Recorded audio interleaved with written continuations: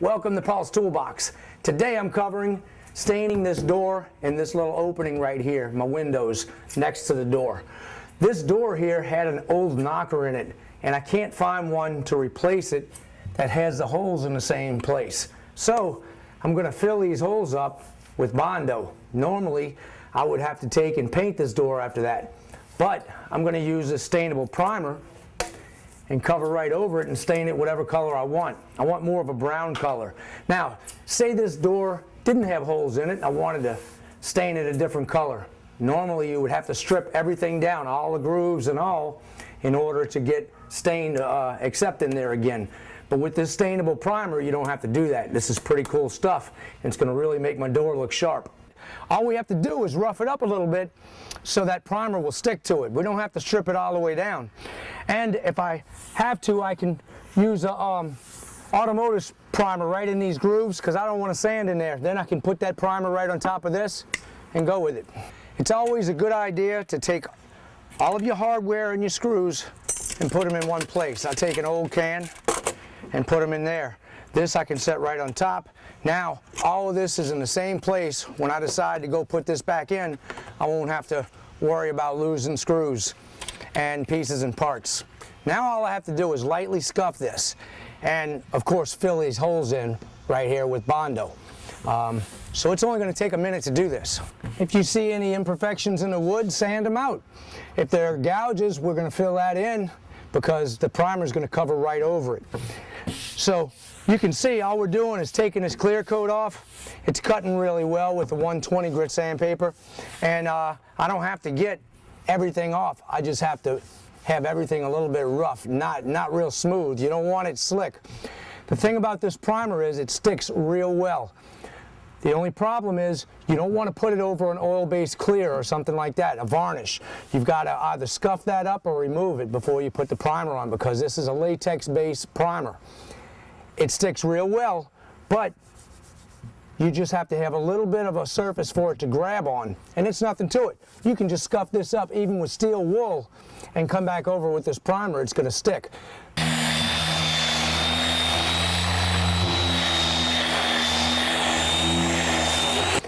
This is what I'm talking about with the clear. I'm not going to take my sander and try to get in there and mess this up. I'll just take steel wool, or you can use a deglosser on it. They make a deglosser called the liquid sandpaper. You can put that on here and that'll just degloss it. That's all you need to do. Once it's not shiny, the primer's going to stick to it well. All the flats are sanded. I took my steel wool and hit in the grooves and got all of this done, and then I just wipe it down with acetone. I like to use acetone because it doesn't leave a residue. It's really clean. Gray automotive primer is all I use.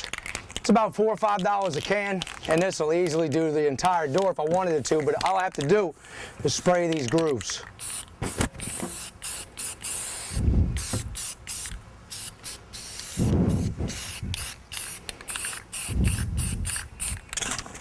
Now I'm going to take these two holes. I'm just going to put a little aluminum foil in there so my Bondo doesn't ooze all the way down to the other side. And then I'll do the same thing on the other side. Like I said, you can Bondo it because that stainable primer allows me to cover it up. So I'm going to mount it a little high so I can just sand it off.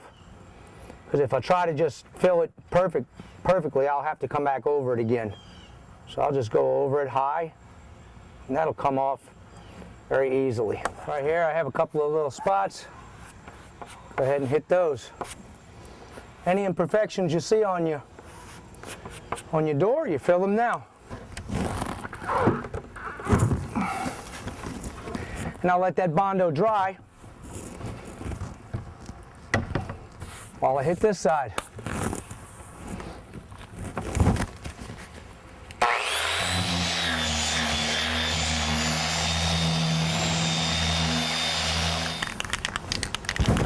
Okay, I'm going to spray a little in these crevices, and when that dries, while that's drying, we'll Bondo this side, and we'll be ready for the stainable primer.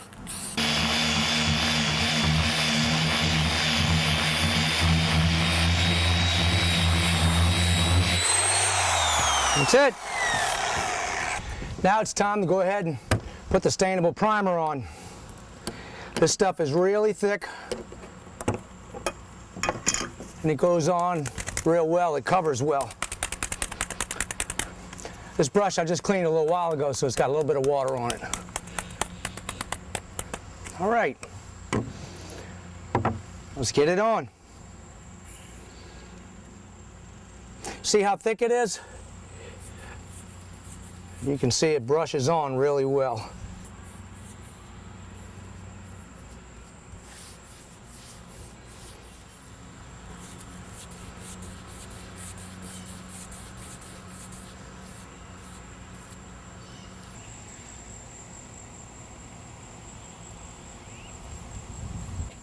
Okay, I'm gonna have to call it quits for the night. I got to a late start because I was painting other things on this house before I started this. Now, I mentioned this earlier, I always take my weather stripping off and replace it when I'm painting a door or a frame, because it only costs $5 a length for this. So 2.5 lengths, you really have to buy 3 per door, but if you do 2 doors, you don't have to buy 6, you can buy 5 and you've got enough for it. So I'm going to take this off and pop it out. It slides out very easily. Then I'm going to replace it after this is all done. This one had some damage on it anyway, so it was kind of worn. After I get all of this cleaned up and painted and my door painted, then I'll put new weather stripping on it. But this weather stripping being on here, when I put the door back on, if the door is not completely dry, it's going to stick to that weather stripping. You know how that is? When you close your door the next morning, you open it up and your paint stuck to the weather stripping comes off your door. We don't want that to happen. So that's why I change this whenever I'm doing that. Also, you can just go down here and put a good coat of paint on it without having to worry about getting it on the weather stripping. All right. We will continue this tomorrow, and we will knock it out. And this is the way I like to do it. I'll do my inside raised panels, then I'll come back over and get the long pieces after. So I'm going to take my time on each one and brush them out really well. That way I don't have crooked brush strokes. I want them straight. Come across it straight back and forth, and that'll give you a nice grain look. You don't want to puddle it in those corners. You want to get all of that out. Once it's covered, your first coat covers just about everything. You're just coming back over with your second coat to get your brush strokes in. With this primer, you should let it sit for 1 hour in between coats. After that, I have my final coat down here right now, and I'm going to wait 4 hours before I stain it. I'm using a Minwax Cherry. The number is 235. I'll start from one end and I'll work my way to the other.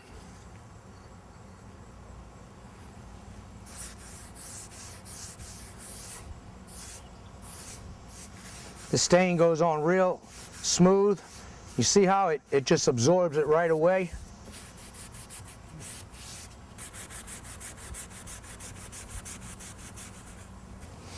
I go with the grain on everything. If I'm going up and down on these, that's the way I'm going to go. The grain runs this way, I'm not going to go across it.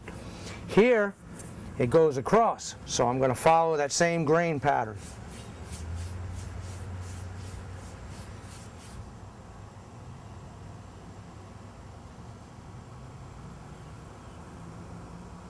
I had my coat on here of stain, and I really want to go back with something a little bit darker than this. So I want to take this and put a little brown in it, and I'm going to use Rust-Oleum dark walnut to tint this down a little bit.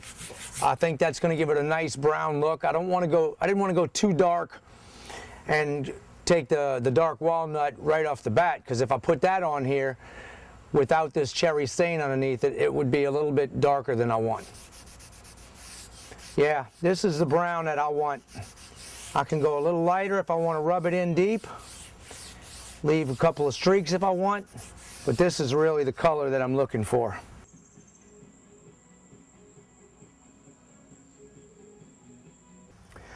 This door is ready to put my clear coat on here, but before I start that, I want to show you something. I take a small brush.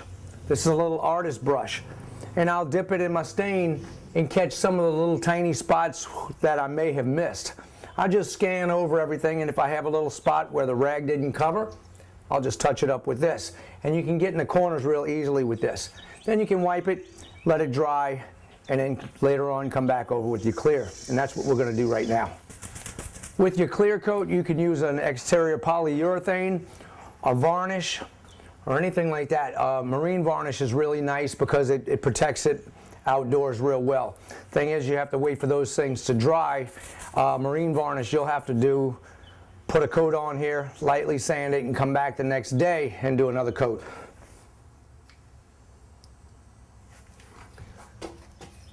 Catch all my raised panels.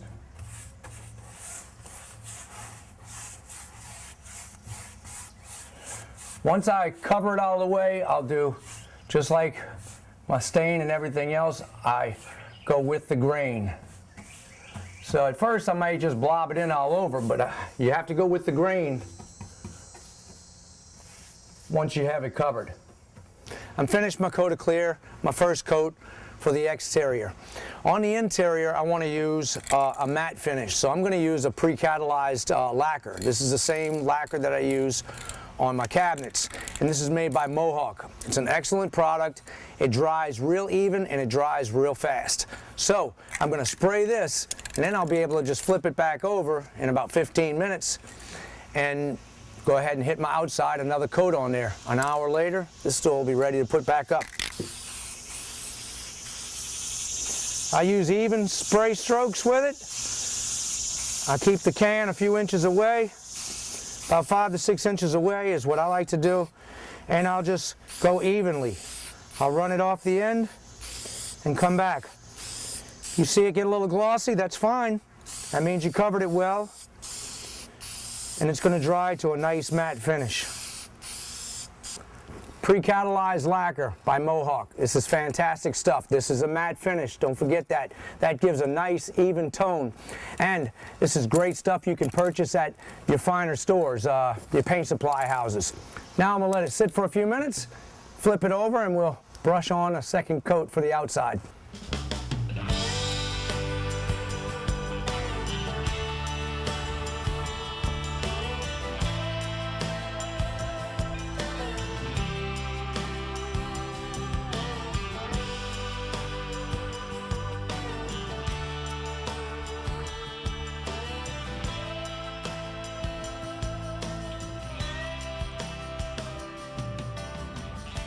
Well, we have another project out the way, and this really came out nice. This stainable primer is some awesome stuff. I was able to Bondo this door, which had holes in it, and instead of having to go back with paint, I was still able to stain it, and it's really a nice looking stain. If I wanted to make this stained, I could easily prime this and stain this too. Now, when I touched on the doors, remember, I take this weather stripping off. It just pops right off. And in this case, I put new weather stripping because it was old. But if your weather stripping is good, if I decide to paint this next year and the weather stripping is still good, I'll pop it off, paint it, and put it back on. That's all there is to it. That gives you a nice clean line all the way around. If you want to get this stainable primer for yourself, you can check out staincraft.com or paulstoolbox.com, and you can get it at both those sites. Well, the link will be down in the bottom. I'm going to put it in the description box so you can check that out anytime. I'll talk to you later, and don't forget to subscribe.